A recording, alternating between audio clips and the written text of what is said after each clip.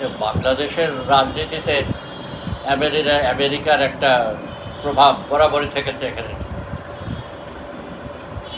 কোনো সময়ই এটা চলে যায়। হাসিনার সময় যেটা দেখা গেল যে আমেরিকার প্রভাবটা কমে ভারতের যে প্রভাব, ভারতের যে প্রভাবটা এখানে হাসিনার সময় এলো, সেটা হচ্ছে একেবারে হাসিনা নিজে ক্ষমতায় থাকার জন্যে ভারতের ওপর নির্ভরশীল হলো। ভারতের সাহায্য ছাড়া তার এখানে টিকে থাকা মুশকিল ছিল না। আর্মির মধ্যে, পুলিশের সর্বত্র কিন্তু এখানে ইন্ডিয়ান পেনিট্রেশন হয়েছে। ইন্ডিয়ান পেনিট্রেশন সর্বত্র, বুদ্ধিজীবীদের মধ্যে, রয়ের লোকজন, এই বাঙালি বুদ্ধিজীবী যারা তথাকথিত অসাম্প্রদায়িক বলে, যারা সারিয়ার কবিরের মতো, হ্যাঁ, রয়ের লোকজন, অন্যান্য আরও লোকজন, আমি নাম করতে চাই না এগুলো। তো এখানে এই অবস্থায় দেখা গেল হাসিনার সময় ভারতের প্রভাব এখানে যেভাবে বাড়ল, ভারত বাংলাদেশের কাছে যা চাইলো হাসিনা তাই দিয়ে দিল কোনো নিঃশর্তভাবে। অথচ বাংলাদেশকে কিছুই দিল না। বাংলাদেশকে একমাত্র একটা জিনিস দিল, সেটা হচ্ছে হাসিনাকে ক্ষমতায় রাখা। হাসিনা ক্ষমতায় থাকার যোগান, শক্তির যোগান ভারত দিলেই আর কিছু দরকার নাই, দেশকে শেষ করে দিল। আমি বলেছি যে এটা বলা ঠিক না যে হাসিনা বাংলাদেশের স্বার্থকে বিক্রি করে দিয়েছে।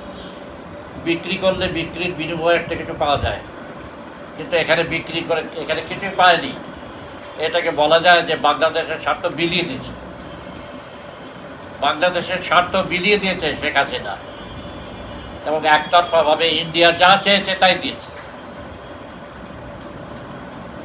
তিস্তার পানি নিয়ে তামাশা করছে, দিচ্ছে না। একটা সাম্রাজ্যবাদী যে একটা নীতি লাইনে চলছে, কোনো কিছুই দিচ্ছে না। অথচ এখানে যা চেয়েছে যত রকম, এমনকি এই সর্বশেষ চুক্তি যে করেছিল, হ্যাঁ, বাংলাদেশের মধ্যে দিয়ে রেলে করে, রোডে ওই আসাম ইত্যাদি চলে যাবে, এবং সেখানে সব রকম গাড়িতে জিনিসপত্র যাবে, লোকজন যাবে, এমনকি সামরিক বাহিনীর লোকজন যাবে, সামরিক অস্ত্র যাবে, এসব সব ছেড়ে দিচ্ছে। অথচ বাংলাদেশকে কিছুই দেয়নি।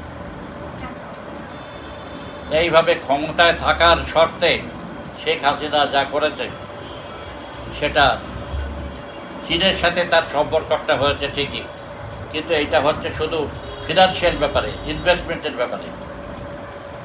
ইন্ডিয়ান লোকজনের যে পেনিট্রেশন, এখানে ইন্ডিয়ান এজেন্টস বলে যেগুলো তৈরি হয়েছে, এইভাবে চীনের তো কোনো প্রভাব এখানে নাই। সেইভাবে চীনের কোনো প্রভাব নেই, অন্য রাশিয়ার কোনো প্রভাব নাই। আমেরিকা একটা দেশ যেটা ট্র্যাডিশনালি এই অঞ্চলের উপরে, একটা পাকিস্তানের উপর এবং এই অঞ্চলের উপরে প্রভাব থেকেছে, সেই প্রভাবটা ভারত এবং চীনের সাথে এই সম্পর্ক বৃদ্ধির ফলে হাসিনা না বলে কমে গেছে। কিন্তু এইটা আবার আসতে হবে এখানে এই যে শূন্যতা তৈরি হয়েছে। কেন বাংলাদেশটা এমন একটা দেশ যেখানে বৈদেশিক নির্ভরশীলতা ছাড়া তার থাকার পক্ষে সম্ভব না, এবং এই নির্ভরশীলতা এখন যেটা ভারতের উপরে যেভাবে ছিল, সেইভাবে এটা চলে যাওয়াতে সেই ভারতের যে যে প্রভাব, সেই প্রভাবটার পরিবর্তে এখন বাংলাদেশকে আরও আমেরিকার উপরে নির্ভরশীল হতে হবে নানা কারণে, নানা রকম সাহায্য সহযোগিতা ইত্যাদির কারণে। এবং আমেরিকা অনেক দিন থেকে সেই চেষ্টাই করে আসছে।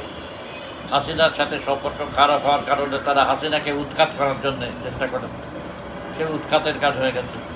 আর চীনাদের কথা হচ্ছে যে চীনেদের তারা সারা দুনিয়ায়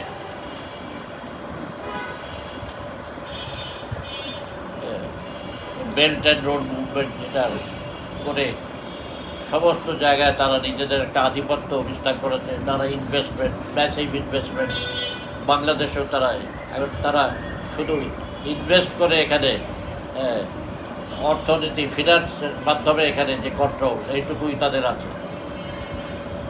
অন্য কলকবজা তাদের হাতে নেই। কাজে তাদের একটা প্রভাব থাকলেও আমেরিকার প্রভাব অনেক বেশি এখানে এখন বাড়ার সম্ভাবনা। সমস্ত লোকজনের মধ্যে, আমলাদের মধ্যে, সামরিক বাহিনীর মধ্যে তো আছেই, অন্য জায়গায় এটাই স্বাভাবিক। কেননা বাংলাদেশ তো একটা স্বাধীন দেশ হিসাবে থাকা সম্ভব না। বাংলাদেশের এই যে শাসক শ্রেণী, হাসিনা তো বাংলাদেশকে ভারতের একটা করদ রাজ্য বা ভ্যাসাল স্টেটে পরিণত করছে। হাসিনা তো নরেন্দ্র মোদীর চাকরানি হিসাবে কাজ করছে, দাসী, সেবা দাসী। এখন ইন্ডিয়া চলে যাওয়ার পর তার যে শূন্যতা সৃষ্টি হয়েছে, ভ্যাকাম, এই ভ্যাকাম এখন আমেরিকা ফিল আপ করবে এবং তারা পরিষ্কারভাবে এখন এগিয়ে আসছে এ ব্যাপারে। এতে দ্বিমতের কোনো কারণ নাই। আমেরিকা যে এখানে বৈদেশিক শক্তির মধ্যে এখন সবচেয়ে শক্তিশালী অবস্থানে থাকবে, এটাতে দ্বিমতের কিছু নাই। ইন্ডিয়া চলে যাওয়ার পরে এখানে চায়না সেই স্থান দখল করতে পারবে না, সেটা ইন্ডিয়া পারবে।